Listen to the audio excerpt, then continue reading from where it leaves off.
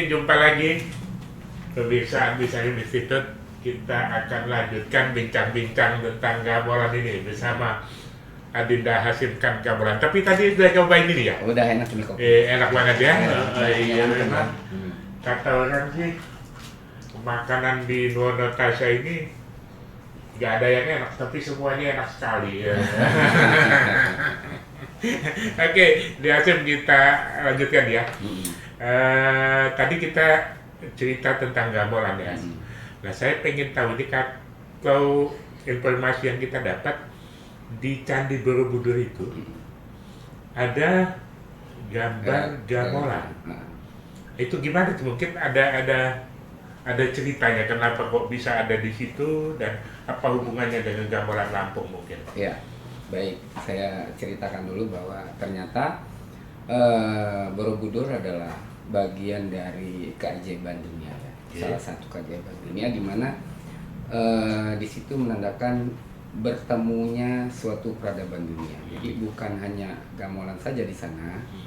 Ada beberapa alat musik dan banyak sekali alat musik di sana, tapi yang hebatnya itu ada salah satunya ada gamelan di situ ya. Kan gitu. Berarti gamelan ini ada sebelum Borobudur ada ya? Iya, Betul. Secara artefak kan dilukiskan di Candi Borobudur. Iya, betul. Abad 8 Masehi. Nah, secara latar belakang itu masyarakat Jawa juga ya, itu kan di Pulau Jawa, di mana di situ juga ada Sapek juga sebenarnya dari Kalimantan. Nah, jadi menandakan bahwa Borobudur adalah tempat pertemuan suatu peradaban. Salah satunya yang jelas secara arkeologi itu ada di Candi Borobudur, namun secara antropologi artinya secara peradaban manusianya itu ada di Lampung. Jadi Lampung ini kalau saya lihat dan saya teliti bagian dari peradaban Melayu tadi, di mana ikut mewarnai dari peradaban di Candi Borobudur tersebut.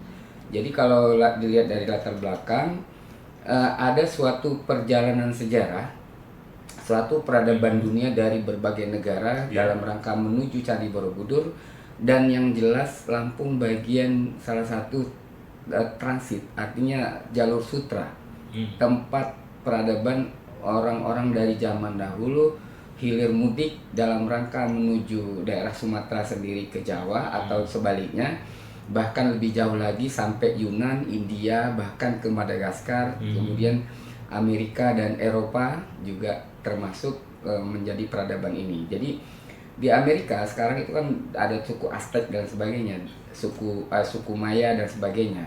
Nah, di Lampung juga di mana Lampung ada juga peradaban Maya ini, peradaban Mula Maya, ya kan, kemudian Bunga Mayang dan sebagainya. Jadi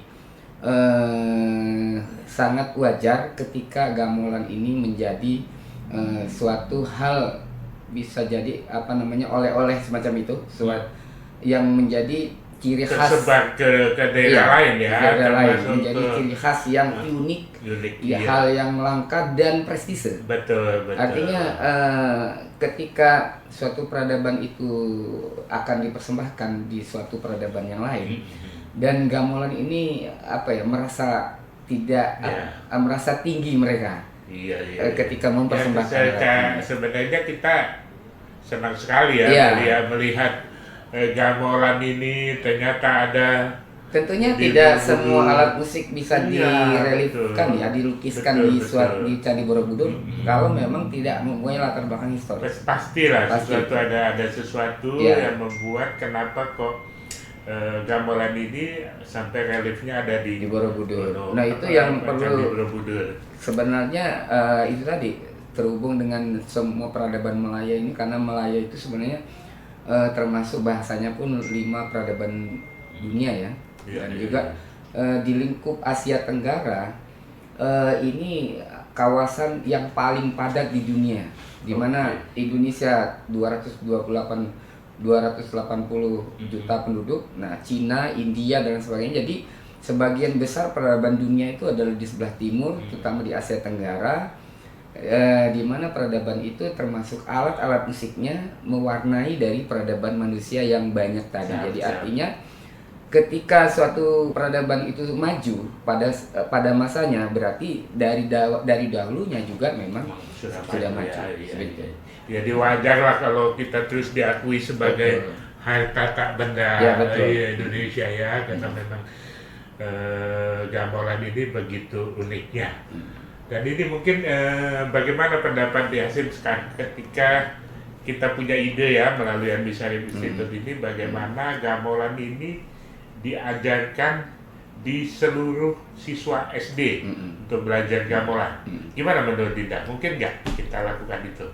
Bukan hanya mungkin, ini sudah saya lakukan, sudah kita lakukan, bukan hanya saya sebenarnya, tapi karena saya adalah bagian dari akademisi di Universitas Lampung, tentunya sangat efektif melestarikan adat dan budaya Lampungnya ini ya, termasuk adat budayanya, dimana kalau untuk untuk pembelajaran kepada anak-anak sekolah, dan itu kita melalui guru-guru, dimana di Unila itu ada mahasiswa PG PAUD, pernah kita ajarkan juga PG SD itu, bahkan kalau PG SD itu 280 guru, calon guru yang nanti ketika mereka terjun semua bisa gamelan. Bayangkan. Nah, jadi semuanya kita latih bisa gamelan. Dan juga dia bisa transfer knowledge nanti ke siswanya ya, betul. Prodi pendidikan tari itu ada 75 orang per tahun, dan pendidikan musik itu sekitar 66. Jadi ada uji kompetensi gamelan ya. Iya, semua belajar gamelan, mereka ya sekitar hampir 400 mahasiswa guru, calon guru yang mereka bisa mengajarkan musik dari berbagai strata gamelan ini. Kalau sekarang per tahun itu ya. Kira-kira di SD itu sudah berapa persen yang gamelan ini diajarkan di anak-anak SD?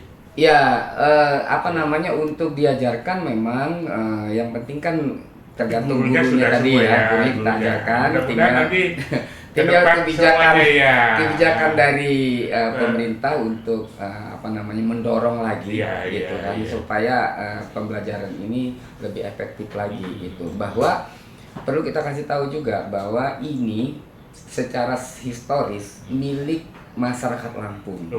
Jadi kalau misalnya kita ada suatu acara di nasional gitu, ketika Jawa Barat mereka bangga, oh ini ada angklung, mereka nggak perlu teriak-teriak dengan angklungnya. Kalau mereka bawa angklung, oh itu Jawa Barat gitu. Nah, ke depan kita cukup diam, kita berada di antara orang-orang banyak. Nah, cukup bawa gamelan, mereka tahu, oh ini orang Lampung.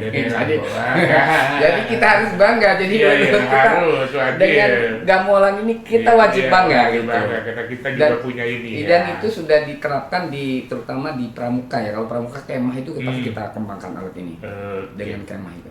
Mungkin dihasilkan ini.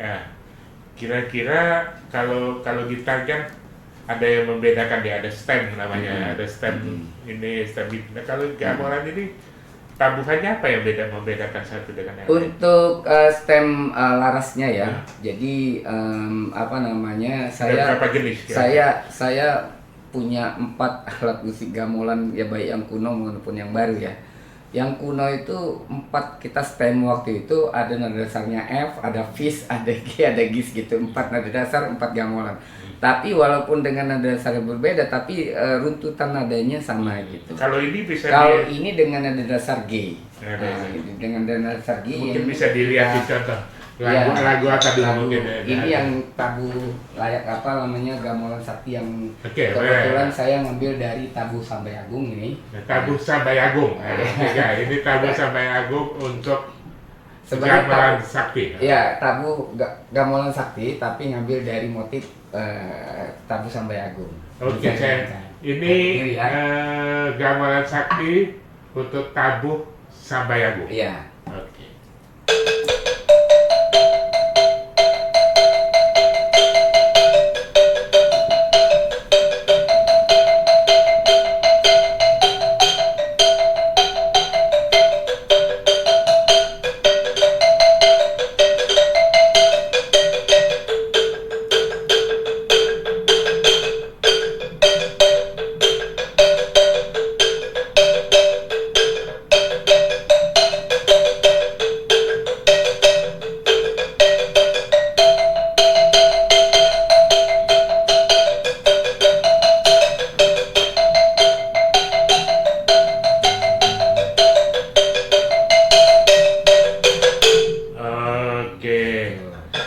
tabuh lain lagi, tabuh Oh, apa? ada. Nah, Ya, tabuh lain lagi nih. tabuhnya Ini tabuh apa ini? kalau tabuh kapot. Oke.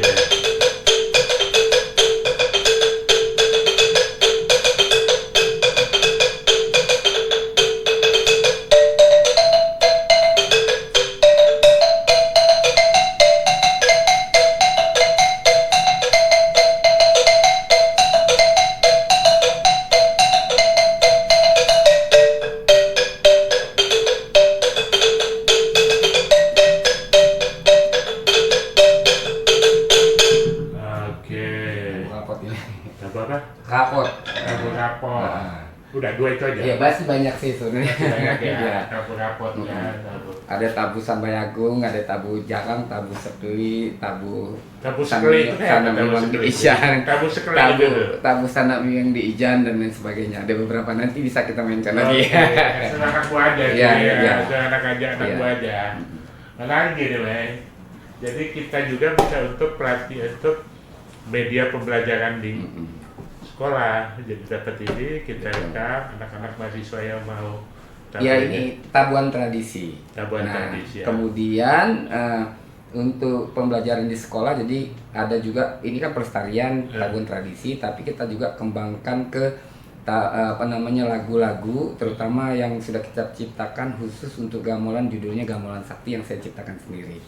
Kebetulan memang saat ini baru tahapan lagunya itu dinyanyikan dengan orkestra begitu. Oke, Dengan orkestra. mahasiswa. Ada tidak lagu gamelan sakti pakai gamelan? Ya, gamelannya sendiri sebagai iringan gitu. Oke. Tadi Bisa nggak dikit aja? tadi kan depannya gitu kan. Nanti kalau misalnya Coba tadi gamelan kan pakai suara lagu musik apa? pakai vokal, pakai kan, tapi kan vokal. ini kan cuma iringan doang. Sedikit Iringan aja, saja. sedikit aja. Mungkin Saya nyanyikan lagu Gamelan Sakti yang ciptaan saya. ini lagu gamelan sakti Iya, ciptaan dari Hasim Iya. Khan sendiri. Iya. Hasim Khan yang sudah iya mendunia. dikembangkan. Ini Iya. pengembangan. Jadi kalau dia berupa lagu, gamelannya sebagai iringan saya. Siap. Misalnya Bijing Pak Selimbangan Silang pintu tangga Ditunggu pertabuhan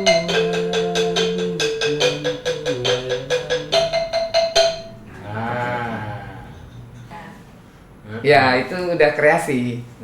Jadi yang tradisi yang tadi kita mainkan. Nah yang ini yang sudah kreasinya. Nanti